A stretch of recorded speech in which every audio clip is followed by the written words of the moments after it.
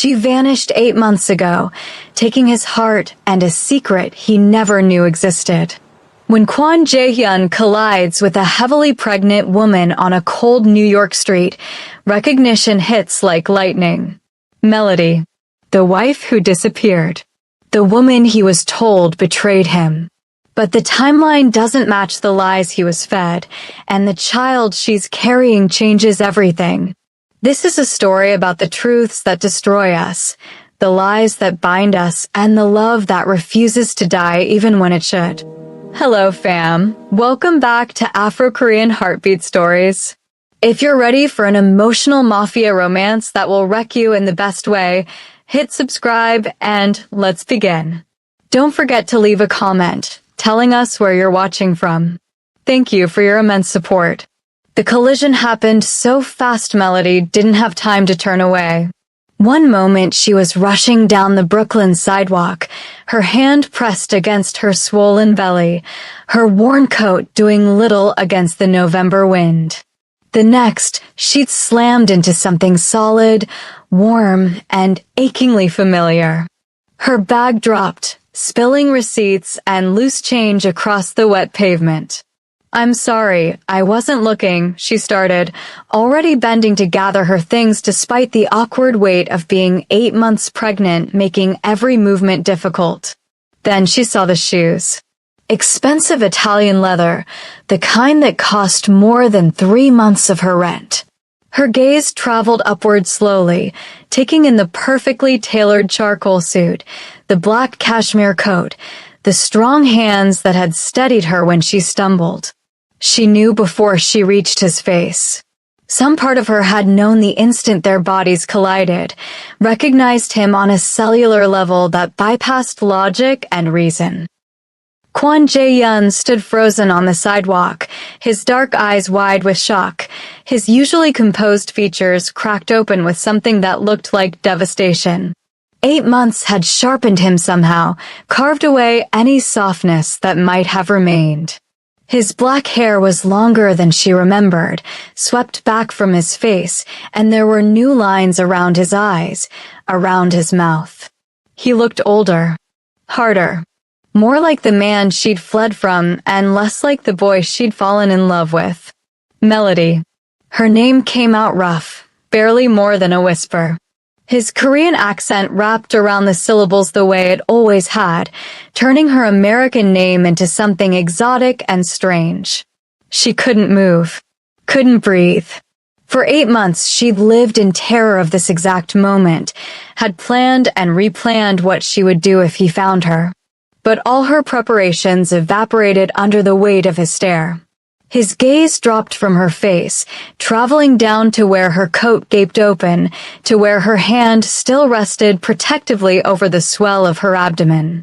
She watched the realization hit him, watched his expression shift from shock to confusion to something she couldn't quite name.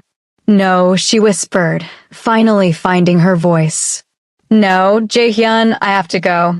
She bent quickly, ignoring the way her back protested, scooping up what she could reach of her scattered belongings. Her hands shook so badly she could barely grip anything. The baby kicked hard against her ribs, as if sensing her panic. "Wait." Jae-hyun's hand shot out, not grabbing her but hovering near her elbow. "Please. Just wait. I can't. I'm late for work." The lie came automatically. She'd already finished her shift at the coffee shop, was supposed to be heading home to her tiny studio apartment in Bed-Stuy. But she couldn't tell him that. Couldn't give him any information he could use to find her again. "How far along are you?" The question was quiet, almost clinical, but she heard the tremor underneath it. "That's none of your business." "Melody, please. Just tell me. How far along?" She made the mistake of looking up at him then. His face had gone pale beneath his naturally tan Korean complexion, his dark eyes fixed on her with an intensity that made her want to run. But there was something else there too, something that looked almost like hope, and that terrified her more than anything. 8 months, she heard herself say. She watched him calculate, saw the exact moment the math clicked into place. His jaw clenched, a muscle jumping in his cheek. His hands curled into fists at his sides. 8 months pregnant. She'd left 8 months ago, which meant she'd gotten pregnant right before leaving. Is it mine? The question hung in the freezing air between them. A taxi honked somewhere behind her. A group of laughing college students pushed past them on the narrow sidewalk. The city moved around them like they were stones in a river, but Melody couldn't look away from Jaehyun's face. No, she said firmly. The lie tasted like ash on her tongue. No, it's not yours. I'm with someone else now. His name is David. We're very happy. Something flickered across Jaehyun's face, too quick for her to read. Pain, maybe. Or disbelief. He took a half step back, his hands dropping to his sides. You moved on quickly.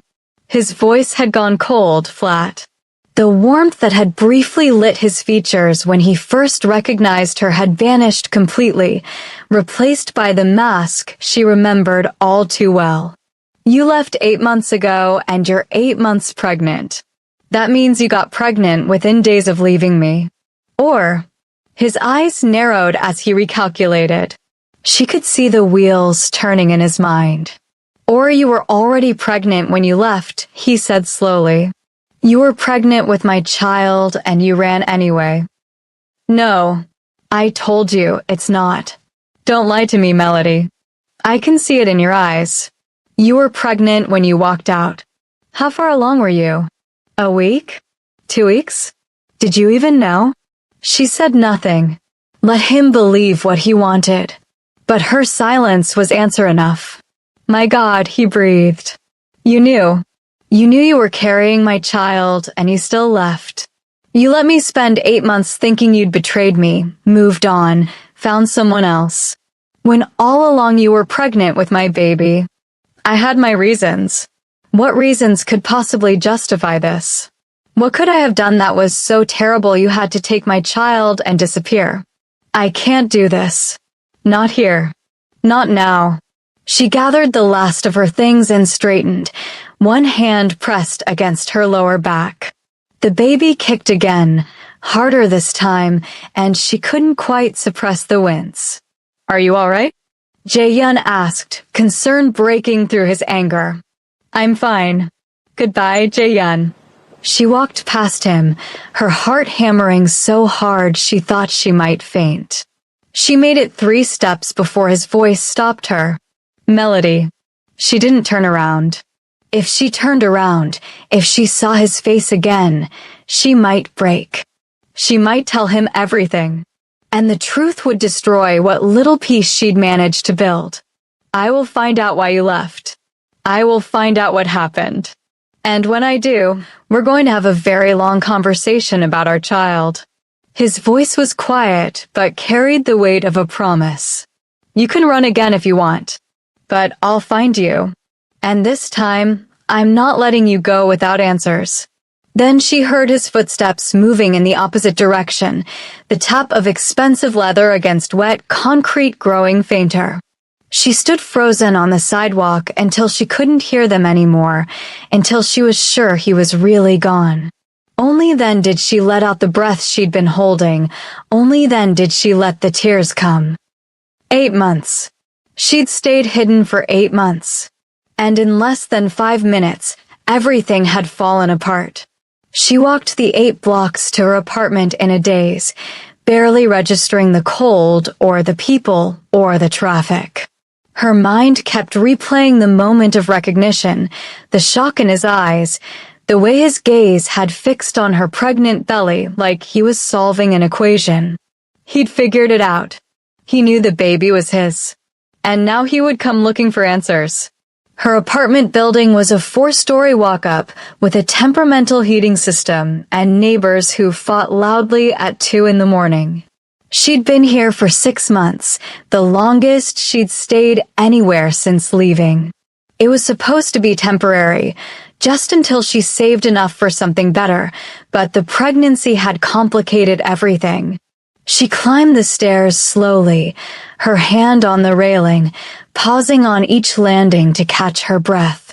By the time she reached the third floor, her back was screaming and the baby was doing gymnastics against her ribs.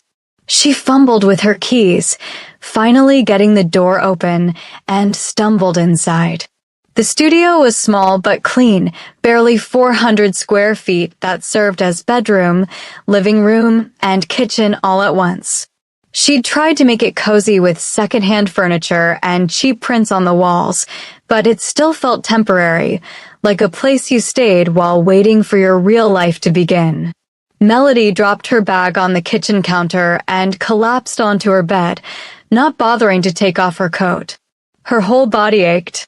She'd been on her feet for 8 hours at the coffee shop, and the collision with Jae-hyun had drained what little energy she had left. She pressed both hands against her belly, feeling the baby move beneath her palms. A boy. She'd found out at the 20-week ultrasound. She'd been alone in that sterile room, watching the grainy black and white image on the screen, and when the technician had asked if she wanted to know the sex, she'd said yes without thinking. A boy. Jaehyun's son. The child she'd been carrying when she walked out of their penthouse apartment on a cold March morning, leaving behind everything except the clothes on her back and the secret growing inside her. She'd been barely a week along when she left. So early that most women wouldn't have known yet. But she'd known. She'd taken 3 pregnancy tests, watched the positive lines appear, and felt her world shift. She'd been planning to tell Jae-hyun. Had been working up the courage, thinking maybe a baby would change things, would soften him, would make him see that his overprotective control was suffocating her.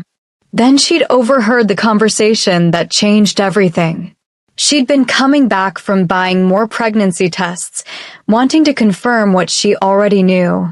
She'd let herself into the penthouse quietly and heard Jae-hyun's voice from his office.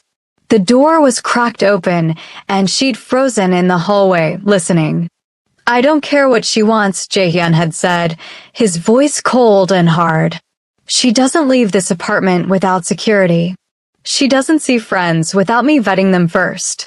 She doesn't make any major decisions without consulting me. Is that clear?" "Yes, sir." But respectfully, Mrs. Kwon is becoming increasingly unhappy with the restrictions. "My wife's happiness is my concern, not yours. Your job is to ensure her safety. If she tries to leave without permission, you stop her. If she argues, you call me immediately. She seems to think she has freedom, but she needs to understand that her freedom ended the day she married me.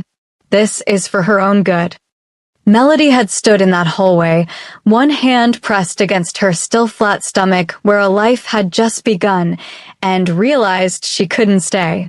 Not just for herself, but for the baby growing inside her. She couldn't raise a child in a cage, couldn't let Jaehyun's need for control extend to their son or daughter. So she'd waited until he left for a business meeting, had packed nothing but her wallet and phone, and had walked out. She'd been running ever since. Sleep came fitfully that night. She woke at 3 in the morning from a dream where Jaehyun was standing in her apartment, his face expressionless, telling her she belonged to him, and so did the baby. She woke again at 5 from contractions that turned out to be Braxton Hicks. By the time her alarm went off at 7, she felt like she'd been hit by a truck. She dragged herself to the coffee shop, arriving 15 minutes late for her morning shift. Her manager, Teresa, took one look at her and frowned. "You look terrible. Are you feeling all right?" "Just tired." "I'm fine." "Melody, you're about to pop. Maybe you should take some time off before the baby comes." "I need the money." "I'll be fine." But she wasn't fine. By lunch rush, she was dizzy and nauseous, her back aching so badly she could barely stand. She dropped a tray of dishes, and Teresa sent her to the back room to sit down. "That's it," Teresa said firmly. "You're going home. And you're not coming back until after you have that baby." I'll still pay you for your scheduled shifts this week, but you need to rest. Teresa, I can't afford. I don't care what you can afford. You're going to hurt yourself or the baby. Go home. That's an order. So she went home, too exhausted to argue. She bought groceries on the way, cheap staples that would stretch through the week, and climbed the 3 flights of stairs back to her apartment. An envelope was taped to her door. She knew what it was before she opened it. Eviction notice. 30 days to vacate the premises due to unpaid rent. Melody stared at the paper in her hands, the words blurring together. She was 3 months behind on rent. She'd been trying to catch up, had been putting every spare dollar toward the debt, but the medical bills from her prenatal care had eaten through her savings. And now she had 30 days to find somewhere else to live while 8 months pregnant and working minimum wage. Except she wasn't working anymore. Teresa had sent her home with pay for 1 week, but after that, nothing. She had maybe $600 to her name and a baby due in 4 weeks. She unlocked her door and went inside, the eviction notice still clutched in her hand. She sat on her bed and let the reality crash over her. She had no money, no job, no family to turn to. Her mother had died 5 years ago, her father was long gone, and she had no siblings. She'd been so careful, so determined to make it on her own, to prove that she could survive without Jaehyun's money and control. But survival and actually living were 2 different things, and right now she was barely managing the first. She thought about calling him. The thought crept in like poison, tempting and terrible. 1 phone call and all her problems would disappear. Jaehyun would pay her rent, cover her medical bills, make sure she had everything she needed. All she'd have to do was give up her freedom and go back to being his beautiful, controlled wife. No, she'd rather live in a shelter than go back to that cage. She spent the rest of the day looking at apartment listings online, growing more desperate as she realized there was literally nowhere she could afford. Every listing required first month, last month, and security deposit, a sum that might as well have been $1 million for all her ability to come up with it. That night, she lay in bed and felt the baby kick, and she cried. Silent tears that slid down her face and into her pillow. She'd thought she was strong enough to do this alone. She'd been wrong. The next 3 days were a blur of exhaustion and panic. She tried to rest like Teresa had ordered, but rest was impossible when her mind wouldn't stop spinning through worst-case scenarios. On the 4th day, she forced herself to go back to the coffee shop to pick up her paycheck. Teresa took 1 look at her and insisted on driving her home. Have you been sleeping? Teresa asked as they sat in her car outside Melody's building. Not really. And eating, when I remember. Melody, honey, you can't do this to yourself. You need to take care of you and that baby. Do you have anyone who can help you? What about the baby's father? He doesn't know. Maybe it's time to tell him. Pride isn't worth your health. It's not about pride. It's about survival. If I tell him, I'll lose everything. Teresa didn't understand, but she didn't push. She made Melody promise to call if she needed anything, then watched her climb the stairs to make sure she got inside safely. That night, Melody woke at 2 in the morning to pain so intense she couldn't breathe. Sharp, stabbing pain in her abdomen that made her curl into a ball and gasp. Not contractions. Something else. Something wrong. She managed to grab her phone and call 911, barely able to speak through the pain. The dispatcher kept her on the line, asking questions, promising help was coming. Melody heard sirens in the distance, growing closer, and prayed the baby would be okay. The paramedics arrived and helped her down the 3 flights of stairs. The pain had eased slightly, but her vision was swimming and she felt like she might pass out. They loaded her into the ambulance and one of them started taking her vitals while the other drove. Blood pressure is 170 over 110, the paramedic said. Possible preeclampsia. How far along are you? 34 weeks. Any bleeding? No, just pain. They rushed her into Brooklyn Methodist Hospital, straight to labor and delivery. Nurses swarmed around her, hooking her up to monitors, checking the baby's heartbeat, taking blood. A doctor came in, a woman in her 50s with kind eyes and gentle hands. I'm Dr. Chen. You're showing signs of severe preeclampsia. Your blood pressure is dangerously high and you have protein in your urine. We need to get it under control, but if we can't, we may need to deliver the baby tonight. It's too early. 34 weeks is early, but babies born at 34 weeks do very well with proper care. Right now, my concern is keeping both of you alive. Do you understand? Melody nodded, too scared to speak. They gave her medication to lower her blood pressure and magnesium to prevent seizures. The pain gradually eased, but she felt strange, disconnected from her body. They kept her overnight for observation, and by morning her blood pressure had stabilized enough that Dr. Chen agreed to hold off on delivery. But you're on bed rest from now until delivery, Dr. Chen said firmly. Complete bed rest. No work, no stairs if you can avoid them, minimal physical activity. Someone needs to be checking on you regularly. Do you have anyone who can help you? I'll figure something out. This isn't optional, Melody. If your blood pressure spikes again, we'll have no choice but to deliver. And next time, we might not catch it in time. Do you have family? Friends? The baby's father. No family. My boss checks on me. That'll be enough. Dr. Chen looked skeptical, but signed her discharge papers. Teresa came to pick her up, took one look at the discharge instructions, and shook her head. You can't go back to that apartment. 3 flights of stairs? No way. You're coming to stay with me. Teresa, I can't impose. You're not imposing. I've got a spare room and I work from home half the week. I can keep an eye on you.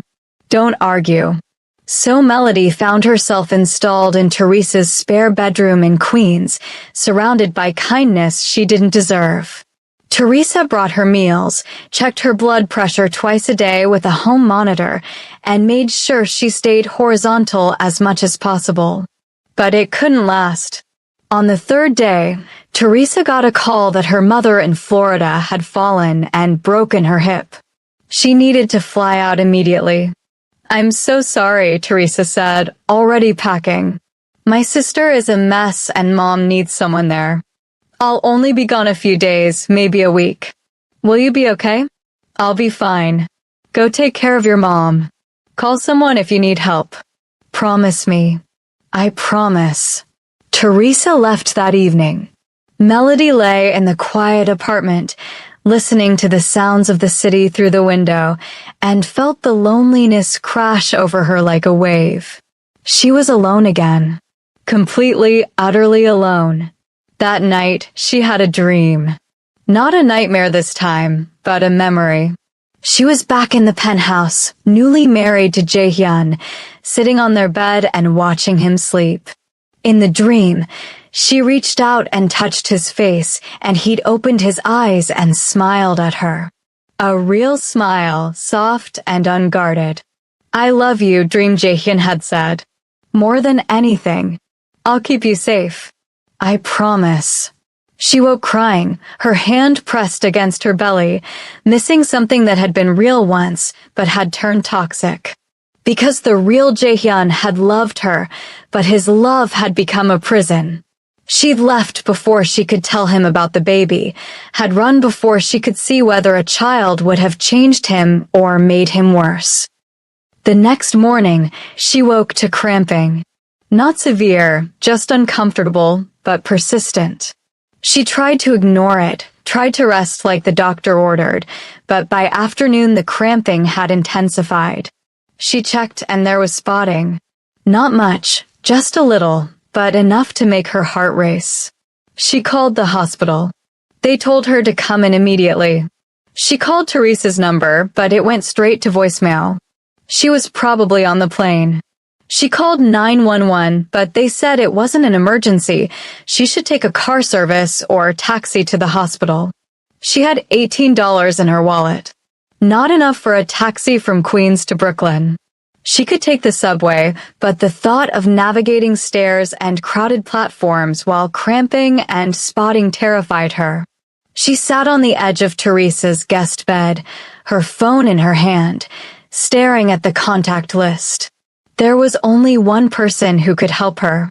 One person who would drop everything and come. One person who had the resources to get her to the hospital safely. She should call anyone else.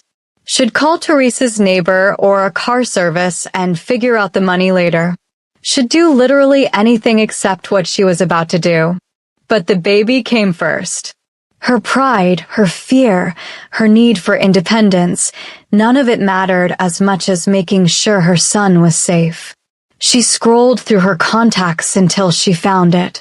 The number she'd saved 8 months ago and sworn she'd never use. She stared at it for a long moment, her thumb hovering over the call button. Then she pressed it. He answered on the second ring. Melody. The surprise in his voice was evident. He'd probably checked the caller ID, probably couldn't believe she was actually calling him. I need help. Her voice cracked. I'm bleeding. The baby. Something might be wrong and I need to get to the hospital, but I don't have money for a taxi and I'm in Queens and... Where in Queens? Give me the address. She told him Teresa's address, the words tumbling out in a rush. Stay there. Don't move. I'm sending a car. It'll be there in 10 minutes. Jaehyun, don't. Just stay put and keep calm. The car is coming. He hung up. Melody sat clutching her phone, trembling. 9 minutes later, there was a knock on the door. She opened it to find a driver in a dark suit, professional and courteous. Mrs. Kwon? I'm here to take you to Brooklyn Methodist Hospital. She didn't correct the name, just grabbed her bag and let him help her down the stairs. The car was a black Mercedes, sleek and expensive. She slid into the back seat and the driver pulled smoothly into traffic. Mr. Kwon asked me to tell you he's meeting you at the hospital, the driver said. He's about 15 minutes behind us. He doesn't need to come. With respect, ma'am, I don't think anything could keep him away. They made it to the hospital in 20 minutes. The driver helped her inside and stayed with her until she was checked in and a nurse came to take her to labor and delivery. She was settled into a room, hooked up to monitors, when Jaehyun arrived. He looked like he'd run the whole way. His hair was disheveled, his tie loose, his face pale. He stopped in the doorway of her room, his chest heaving, his eyes scanning her from head to toe as if checking for visible injuries. Is she all right? He asked the nurse. Is the baby all right? We're monitoring her now. The doctor will be in shortly. Jaehyun moved into the room and stopped a few feet from her bed, like he was afraid to get closer. You called me. I didn't have anyone else. I don't care why you called. I'm just glad you did. He ran a hand through his hair, making it stand up even more. How bad is the pain? How much bleeding? Not much bleeding. Just spotting. The cramping is better now. Dr. Chin came in then, examined Melody, checked the monitors. Her expression was serious, but not panicked. Your blood pressure is elevated again, but not critical. The spotting appears to have stopped. The baby's heartbeat is strong. But Melody, you need to be more careful. Bed rest means bed rest. What were you doing before the cramping started? Nothing. Just lying down. And you're staying where? Not at your old apartment with the stairs. I'm at a friend's house. She had to leave town. I was alone. Dr. Chen's expression hardened. You can't be alone. Not with preeclampsia this severe. You need someone checking on you constantly. If your blood pressure spikes again or you start having symptoms, you need to be able to get help immediately. I'll figure something out. No, she won't. Jaehyun's voice cut through the room, firm and decisive. She's coming home with me. I have a penthouse with an elevator, full-time staff, and I work from home. She'll have round-the-clock care. Jaehyun, no. I can't. You can and you will. For the baby, if not for yourself. He looked at Dr. Chen. She'll be safe with me. I'll make sure she follows every restriction, attends every appointment, has everything she needs. Dr. Chen looked between them, clearly sensing the tension, but more concerned with her patient's health. Is this acceptable to you, Melody? She wanted to say no, wanted to refuse, to maintain her independence, to keep running. But the cramping had scared her.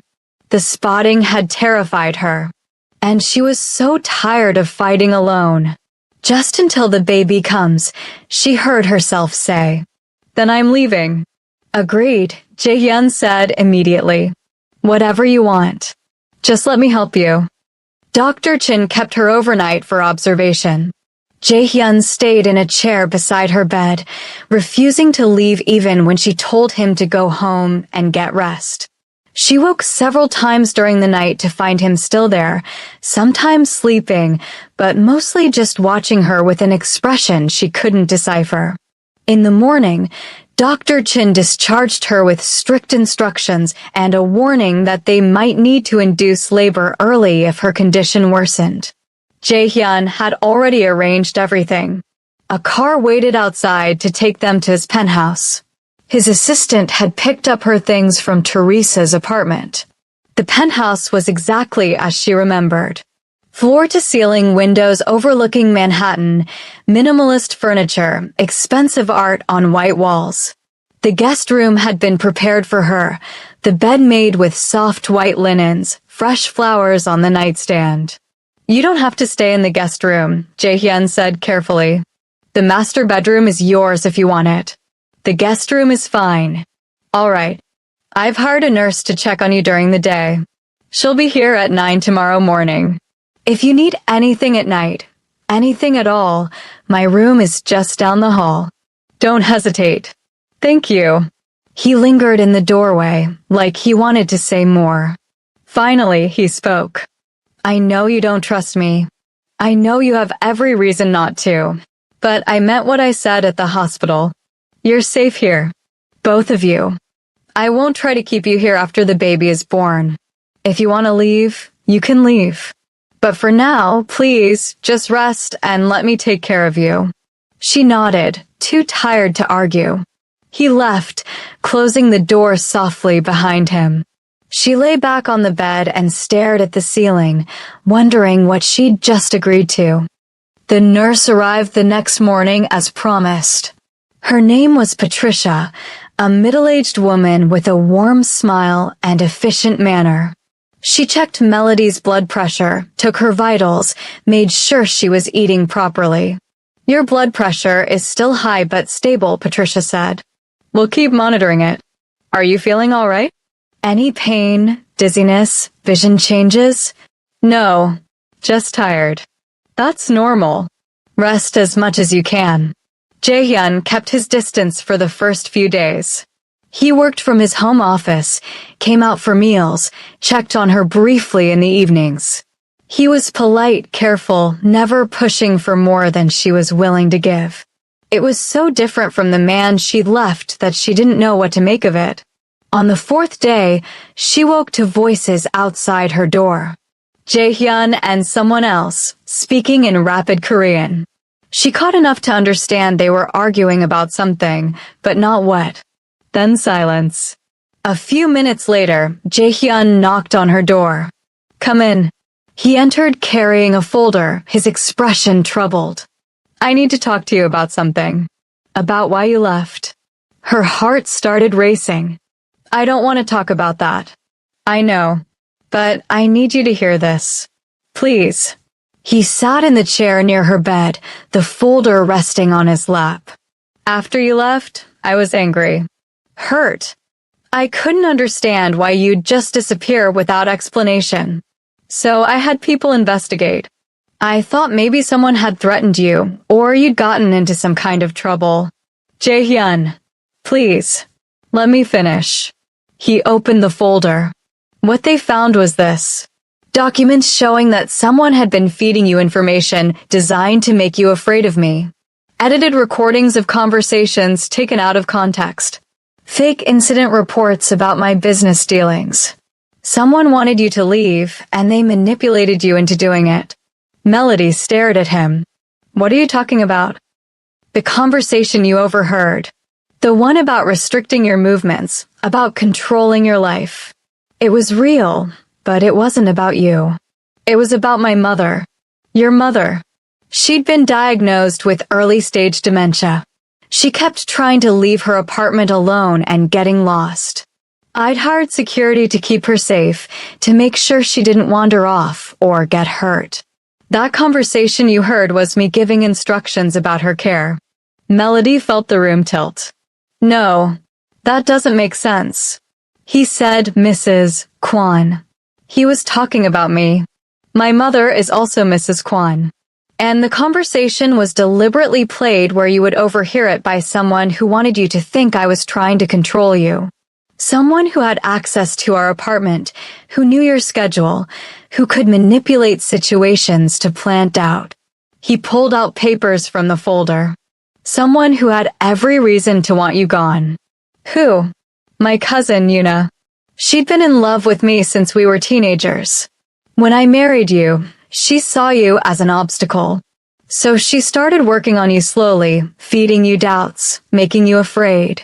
When that didn't work fast enough, she staged that conversation for you to hear. Melody's hands were shaking. I don't believe you. I didn't want to believe it either. But I have proof. Phone records showing her calls to the household staff. Email records showing her asking about your schedule. Security footage showing her in our apartment on the days you accidentally overheard conversations. He held out the folder. It's all here. Everything. She took the folder with numb fingers and started reading. Phone records. Emails. Transcripts of the real conversation about his mother. Security footage time-stamped and dated. It was all there, exactly like he said. Evidence of a manipulation so careful, so calculated, that she'd never suspected. I loved you, she whispered. I loved you so much. And I thought you were trying to turn me into a prisoner. I know. And I'm sorry I gave you reasons to believe it might be true. I was overprotective. I did restrict your movements sometimes, but only because my world is dangerous and I was terrified of losing you. I never wanted to control you, Melody. I just wanted to keep you safe. So Yuna made me think. She made you think I was a monster. And when you found out you were pregnant, you ran because you didn't want to raise a child in what you thought was a cage. He leaned forward. But I never knew, Melody. You were pregnant when you left, and I never knew. If I'd known, I would have moved heaven and earth to find you, to explain, to fix things. I found out just a few days before I left. I was going to tell you. I was so happy, so scared, so hopeful. And then I heard that conversation, and I thought if you were trying to control me, what would you do to our child? So I ran. And you've been alone this whole time. Yes. Suffering alone. Struggling alone. Carrying my child alone because someone lied to you, and I was too blind to see it. His voice cracked. God, Melody. I'm so sorry. I'm so sorry for all of it. She started crying then, all the fear and pain and loneliness of the past 8 months pouring out. Jae-hyun moved to sit on the edge of her bed and pulled her gently into his arms. She should have pushed him away, should have maintained her distance. But she was so tired and he was so warm, and for the first time in 8 months, she wasn't alone. What happened to Yuna? She asked when she could speak again. She's gone. Out of our lives permanently. She won't bother us again. You didn't. I didn't kill her, if that's what you're asking. But I made it very clear that if she ever comes near you or our son again, that will change. His hand moved to her belly, tentative. May I? She nodded. He pressed his palm against her, and almost immediately the baby kicked. Jaehyun's eyes went wide. He's strong. He takes after his father. They sat like that for a long time, his hand on her belly, her head on his shoulder, feeling their son move. It wasn't forgiveness, not yet. The hurt was too deep, the misunderstanding too profound. But it was a start. I want to be there, Jaehyun said quietly. When he's born, I want to be in the room, to see him take his first breath. Will you let me? Yes. I want you there. And after? When you're healed and ready to leave. She pulled back to look at him. I don't know yet. We have a lot to work through. A lot of trust to rebuild. But maybe we don't have to figure it all out right now. Maybe we can just take it one day at a time. I can do that. One day at a time. His hand was still on her belly, his expression soft in a way she hadn't seen in so long. Does he have a name? I've been thinking about it. I wanted to wait until you could have input. If you want to. I want to. What were you considering? Something Korean. Something that means strength or courage. He's going to need both of those things. Miho, Jaehyun said immediately. It means brave and heroic. And it was my grandfather's name. He was the strongest man I ever knew. Miho. She tested the name, feeling how it fit. I like it. Miho Kwon. Perfect. His voice was thick with emotion. Our son. Miho. The next 2 weeks passed in a strange sort of peace. Melody rested, her blood pressure gradually stabilizing. Patricia came daily to check her vitals.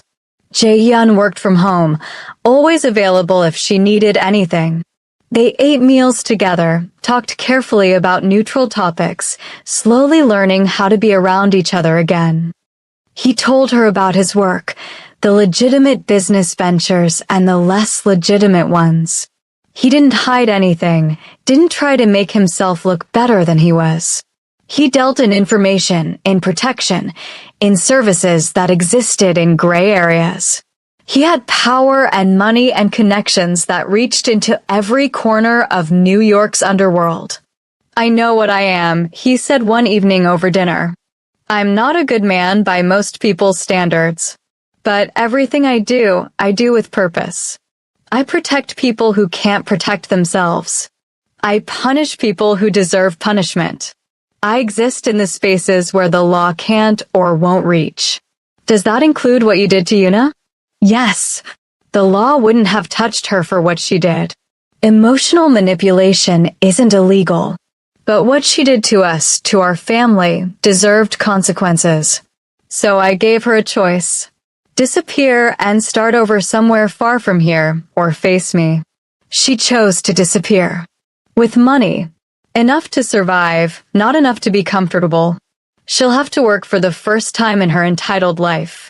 Consider it character building. Melody should have been disturbed by the cold calculation in his voice. Instead, she felt a savage satisfaction. Yuna had destroyed their marriage, had separated a father from his unborn child, had caused 8 months of suffering. Whatever Jaehyun had done to her, she'd earned it. Thank you, she said quietly, for dealing with her, for believing me, for everything. You don't have to thank me. This is what family does. Family. The word hung between them, heavy with meaning. They weren't just 2 people anymore. They were about to become 3.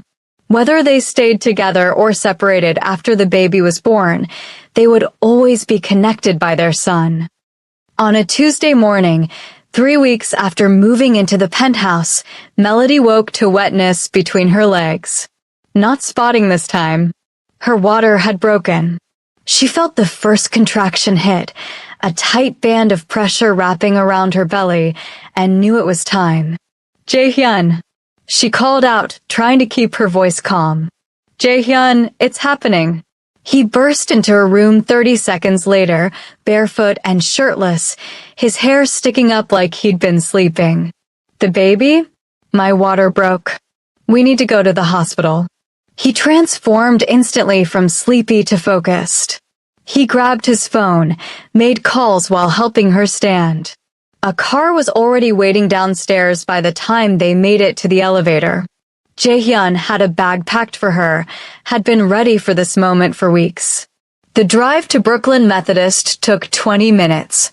Contractions were coming every 7 minutes, manageable but intensifying. Jaehyun held her hand in the back seat, his thumb rubbing circles on her palm, his voice steady and calm. You're doing great. Just breathe through them. We're almost there. They rushed her into labor and delivery. Dr. Chin was already there, calm and professional. They checked her and she was 4 centimeters dilated, moving quickly for a first baby. Looks like Miho is ready to meet his parents, Dr. Chin said with a smile. How are you feeling about pain management? Epidural, Melody said immediately. Definitely epidural. The anesthesiologist came, placed the epidural, and the pain faded to manageable pressure. Jaehyun never left her side. He held her hand, wiped her forehead, whispered encouragement in both English and Korean. When she was fully dilated and it was time to push, he moved to support her back, his arms around her, lending her his strength. You can do this, he murmured in her ear. You're the strongest person I know. You survived 8 months alone with our child. You built a life from nothing. You can do anything. She pushed, and pushed, and pushed. The pain was incredible even with the epidural, a pressure so intense she thought she might break. But Jaehyun's arms were around her and Dr. Chin was coaching her, and somewhere in the midst of it all, she heard a sound. Crying. High and angry and absolutely perfect. It's a boy, Dr. Chin announced unnecessarily, holding up a tiny, furious, absolutely beautiful baby. Congratulations. They placed him on Melody's chest, this tiny person she'd carried for 8 months, and she felt her heart crack open. He was so small, barely 5 pounds, with a shock of black hair and tiny fists waving in the air. His eyes were squeezed shut, his mouth open in outrage at being forced into the cold world. Hi, baby, she whispered, tears streaming down her face. Hi, Miho. I'm your mom. And I'm your dad, Jaehyun added, his voice breaking. He was crying too, silent tears sliding down his cheeks as he stared at their son. We're your parents, and we love you so much. Miho stopped crying at the sound of their voices. His tiny face scrunched up, his eyes trying to open. Melody looked up at Jaehyun and found him staring at her with an expression of such profound love and wonder that it took her breath away. We made him, Jaehyun said softly. We made this perfect person. We did. They let her hold Miho for a few minutes before taking him to be weighed and measured. 5 pounds, 2 ounces. 18 inches long. Perfectly healthy despite being a few weeks early. The nurses cleaned him up, wrapped him in a blue blanket, and brought him back. Who wants to hold him first? The nurse asked. Jaehyun, Melody said. Let his father hold him. The nurse placed Miho in Jaehyun's arms, and he went completely still, like he was afraid to move and break the spell. He stared down at his son with an expression of absolute awe. Hello, Miho. I'm your appa. He looked up at Melody, his eyes still wet. Thank you. Thank you for him. Thank you for surviving. Thank you for calling me. Thank you for letting me be here. Where else would you be? He's your son. I know. But after everything I did, everything I failed to do, you would have been justified in keeping him from me. But you didn't. Even after 8 months apart, even after all the pain, you let me be here for this. That's a gift I'll never deserve. They moved her to a recovery room a few hours later. Miho was in the nursery being monitored since he was a few weeks early, but he was doing well. Jaehyun had pulled strings to get Melody a private room with a couch that converted to a bed. He'd already announced his intention to stay. "You should go home," Melody said as evening approached. "Get some real sleep." "I'm not leaving. Not tonight. Not while you're here. Jaehyun, please, let me stay. I'll sleep on the couch. I won't bother you. But I need to be here. I need to know you're both safe." She was too tired to argue. She fell asleep within minutes, exhausted from labor, and when she woke in the middle of the night, Jaehyun was sitting in the chair next to her bed, wide awake, watching her sleep. "You're supposed to be resting," she murmured. "I will. I just wanted to make sure you were okay." "I'm okay. The baby's okay. Everything is okay. I know. I just needed to see it for myself." He reached out and took her hand. "Melody, I need to tell you something. Something I should have said 8 months ago. Something I should have said every day we were together." "What?" "I love you. I've loved you since the day we met. I loved you when we got married. I loved you when you left, even though I didn't understand why. I loved you every day you were gone. And I love you now even more than before, because now I understand what I almost lost." He squeezed her hand gently. "I'm not asking you to love me back. I'm not asking you to stay. I'm just telling you that you're loved. You and Miho. You're both loved completely and unconditionally." Melody felt tears sliding down her cheeks. "I never stopped loving you. Even when I thought you were trying to control me, even when I was running, even when I was so angry I could barely breathe. I never stopped. I just didn't know if love was enough. Is it? Enough? I don't know yet. But I want to find out. Not right now. I'm not ready to make decisions right now. But maybe in a few weeks, when I'm healed and we've had time to figure out how to be parents, maybe then we can talk about what comes next. I can wait. I'll wait as long as you need." They brought Miho back at 6 in the morning for feeding. Melody tried to breastfeed, but he was small and sleepy and had trouble latching.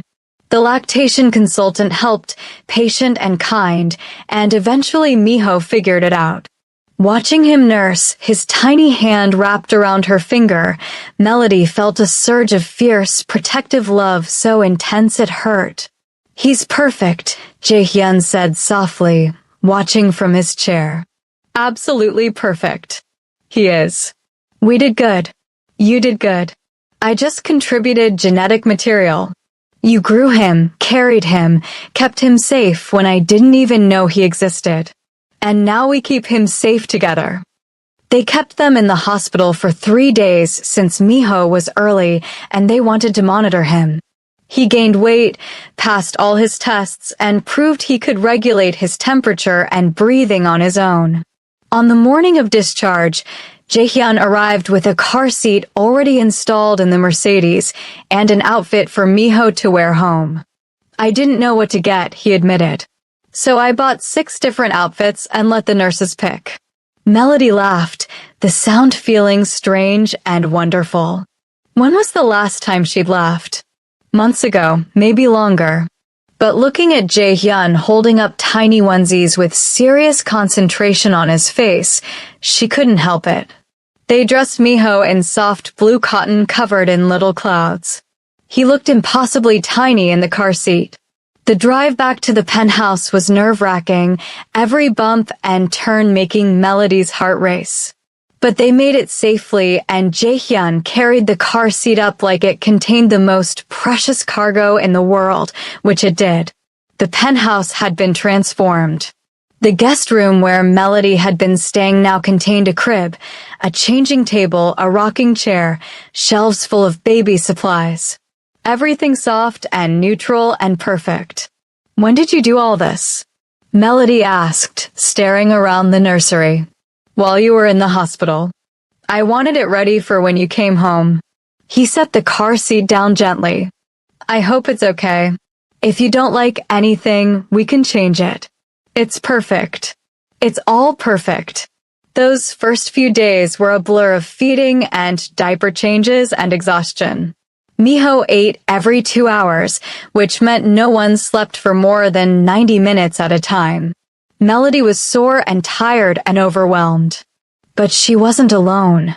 Jaehyun was there for every feeding, changing diapers, rocking Miho when he cried, learning how to be a father.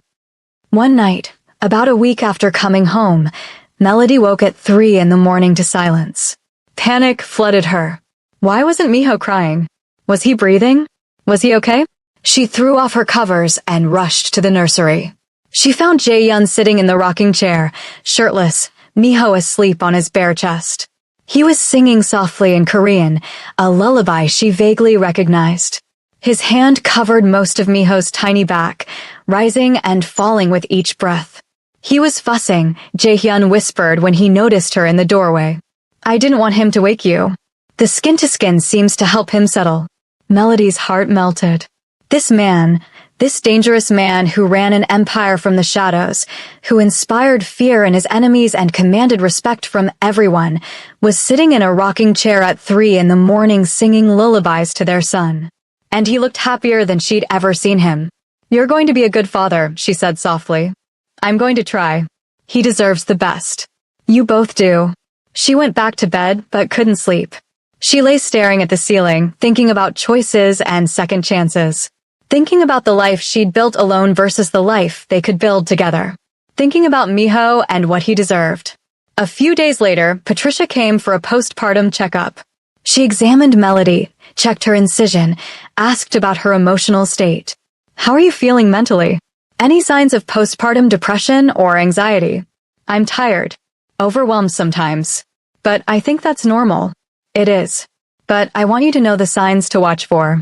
If you start feeling hopeless, or like you can't bond with the baby, or have thoughts of hurting yourself or him, you call me immediately. Understood. Understood. And your living situation? You have support? You're not trying to do this alone. I have support. Miho's father's here. He's been amazing, actually. Good.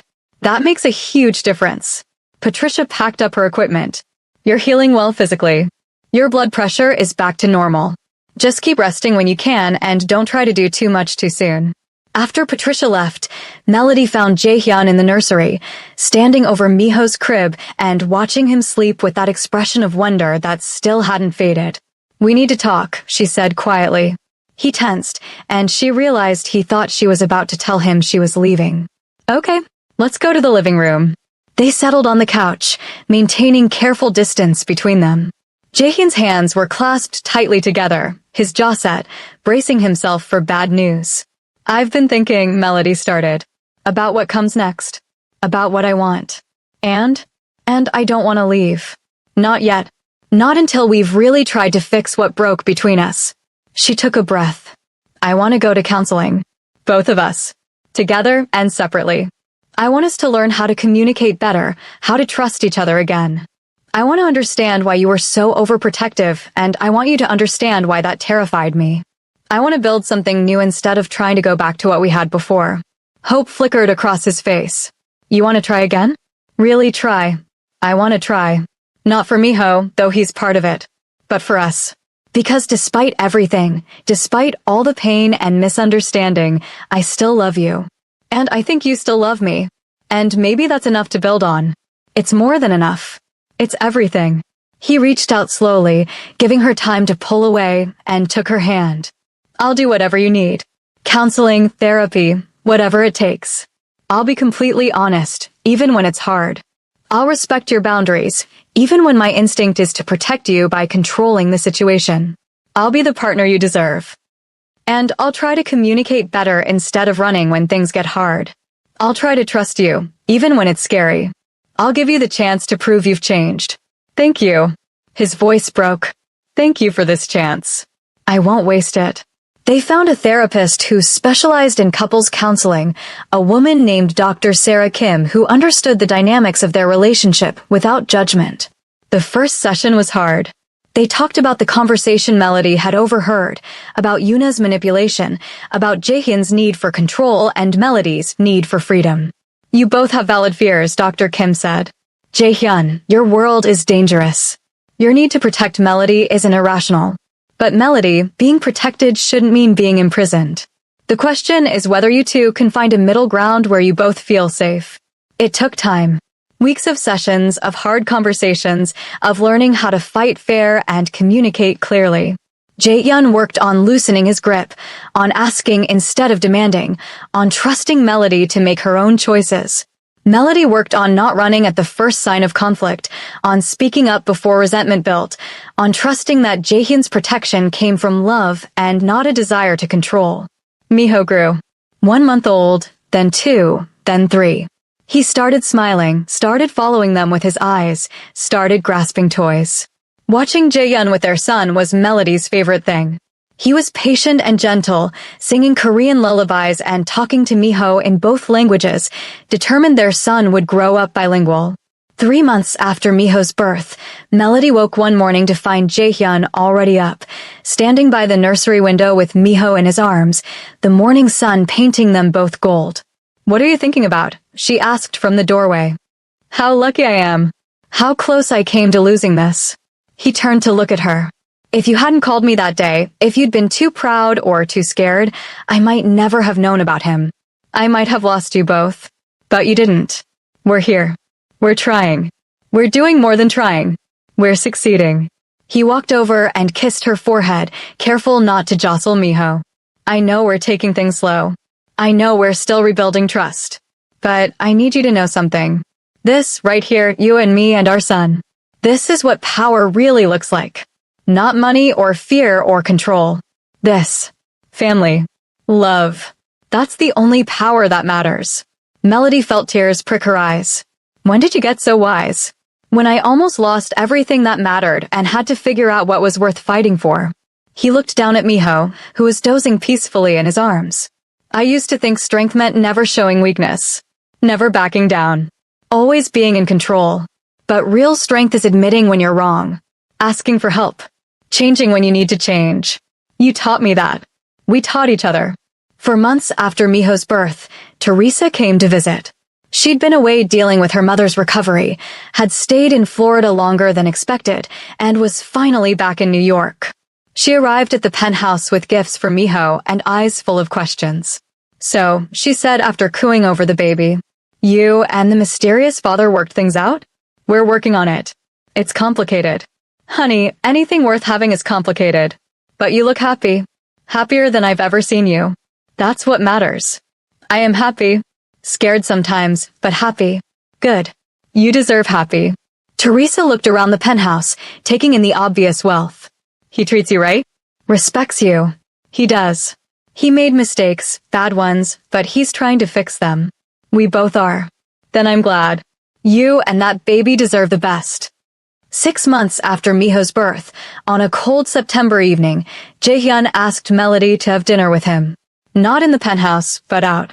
His mother, fully recovered from her dementia scare after finding the right treatment, had agreed to watch Miho for a few hours. Melody dressed carefully, choosing a simple black dress that fit her post-baby body. Jaehyun wore a suit, and when he saw her, his face lit up. "You're beautiful," he said simply. "You're not so bad yourself." He took her to a small Korean restaurant in Queens, the kind of place with no signs in English and grandmothers cooking in the back. They ordered too much food, fed each other bites of their favorites, and talked about everything and nothing. "I have something for you," Jaehyun said when the meal was winding down. He pulled a small box from his pocket and set it on the table between them. Melody's heart started racing. "Jaehyun, it's not what you think. Open it." She opened the box. Inside was a key. "It's a key to the penthouse," he explained. "You've been staying with me for 6 months, but you don't have your own key. You've always had to ask me to let you in, had to depend on me to come and go. I don't want that anymore. This is your home too, if you want it to be. But even if you decide to leave, even if you get your own place, I want you to have this key. So you always know you have somewhere safe to go. So you never have to ask permission to come home." She stared at the key, this tiny piece of metal that represented everything they'd been working toward. Trust. Freedom. Partnership instead of possession. "Thank you," she whispered. "There's something else." He took a breath. "I know we said we'd take things slow. I know we're still in counseling, still figuring things out. But Melody, I need you to know my intentions. When you're ready, not now but someday, I want to marry you again. I want to stand in front of our family and friends and vow to love and respect you, to be your partner and not your keeper.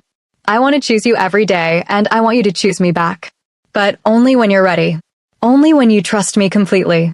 I can wait as long as it takes. Melody felt tears sliding down her cheeks. What if I'm ready now? His eyes went wide. Now, not to get married tomorrow, but to move forward. To stop living in the guest room and start sharing your bed again. To introduce you to my friends as my husband and not just Miho's father. To really try this marriage instead of just testing it. She reached across the table and took his hand. I love you, Jaehyun. I forgive you for the mistakes you made. And I think you've forgiven me for running instead of fighting. So maybe it's time to stop being scared and start being brave. You're sure? I'm sure. We'll still do counseling. We'll still work on communication. But yes, I'm sure. I choose you. I choose us. I choose this family we're building. He came around the table, pulled her to her feet, and kissed her. Not tentatively like the careful kisses they'd shared over the past months, but deeply, passionately, like he'd been holding back and finally had permission to let go. She kissed him back with equal fervor, pouring 6 months of healing and hope into it. When they broke apart, both breathing hard, he pressed his forehead to hers. I'm going to spend the rest of my life making sure you never regret this choice. Good. Because I'm going to hold you to that. They picked up Miho from his grandmother's house. She took one look at their faces and smiled knowingly. You worked things out, she said in Korean. We're working on it, Jaehyun replied. Every day. That's all any of us can do. Work on it every day. Love each other every day. Choose each other every day. She handed Miho to Melody with a smile. This little one is lucky to have parents who fight for their love instead of giving up. That night, after Miho was asleep in his crib, Melody moved her things from the guest room to the master bedroom. It felt momentous and ordinary all at once. Just clothes in a closet, toiletries in a bathroom, but also a choice made and honored. She climbed into bed beside Jaehyun for the first time in almost 9 months. He pulled her close, her back to his chest, his arm wrapped around her waist. Thank you, he whispered into her hair. For coming home. Thank you for giving me a home worth coming back to. They fell asleep like that, wrapped around each other, and when Miho woke crying at 2 in the morning, they both got up. Melody fed him while Jaehyun changed his diaper, then they put him back to bed together, a team. This was what happy looked like, Melody thought as she climbed back into bed. Not perfect. Not without scars or struggles. But real. Honest. Built on a foundation of mutual respect and genuine love instead of control and fear. 6 months later, on a crisp March evening exactly 1 year after Melody had left, they renewed their vows. It was a small ceremony, just close friends and family, held in the penthouse with views of the city lights. Miho, almost a year old and taking his first wobbly steps, served as ring bearer with help from his grandmother. Melody wore white. Jaehyun wore a traditional black suit. And when they said their vows, they meant every word. I promise to love you without caging you, Jaehyun said, his voice steady and sure. To protect you without controlling you. To be your partner in all things, the good and the bad. To listen when you speak, to trust your choices, to respect your freedom even when it scares me. I promise to choose you every day, not because I have to, but because I want to. Because you're the best thing that ever happened to me. I promise to love you without running, Melody said, her own voice strong despite the tears streaming down her face. To stay and fight when things get hard. To trust you even when it's difficult. To speak my truth instead of letting resentment build. I promise to choose you every day, not because I'm trapped, but because I'm free. Free to leave and choosing to stay. Free to love you completely and without fear. They sealed the promises with a kiss. Their friends applauded. Miho clapped his chubby hands together and laughed. And Melody felt, for the first time in years, completely at peace. This was love. Not the desperate, clinging kind she'd feared. Not the controlling kind Jaehyun had mistakenly shown before. But the real kind. The kind that set you free and trusted you to come back. The kind that acknowledged mistakes and worked to fix them. The kind that built something new from the ashes of what broke. Later that night, after the guests had left and Miho was asleep, they stood by the floor-to-ceiling windows and looked out at the city. Do you ever think about what would have happened if we hadn't run into each other that night? Melody asked. Every day. And every day I'm grateful we did. Grateful you were brave enough to call me when you needed help. Grateful you gave me a second chance. Do you think Miho will understand someday? When he's older and asks about our story. I think we'll tell him the truth. That his parents loved each other, but almost destroyed that love through misunderstanding and fear. That they found their way back through hard work and forgiveness. That love isn't easy or simple, but it's worth fighting for. Jae-hyun pulled her closer. And I think we'll tell him that he was never unwanted or unloved, not for a single second. That even when his parents were apart, even before I knew he existed, he was loved. That's a good story. It's our story. And we're still writing it. They stood there for a long time, wrapped in each other's arms, watching the city lights twinkle below. Somewhere down there, people were falling in love and falling apart, making mistakes and fixing them, running away and coming home. Just like they had. But tonight, they were together. A family. Imperfect and scarred, but whole. And that was more than enough. If you've been following Melody and Jaehyun's journey, hit that subscribe button for more emotional romance stories that will make you believe in second chances. Drop a comment below sharing your thoughts on their story. Have you ever had to rebuild trust with someone you love? Have you ever been given a second chance you didn't think you deserved? Share your experiences below. And if this story touched your heart, show some love by hitting that like button. Remember, love isn't about being perfect. It's about being brave enough to try again. Until next time.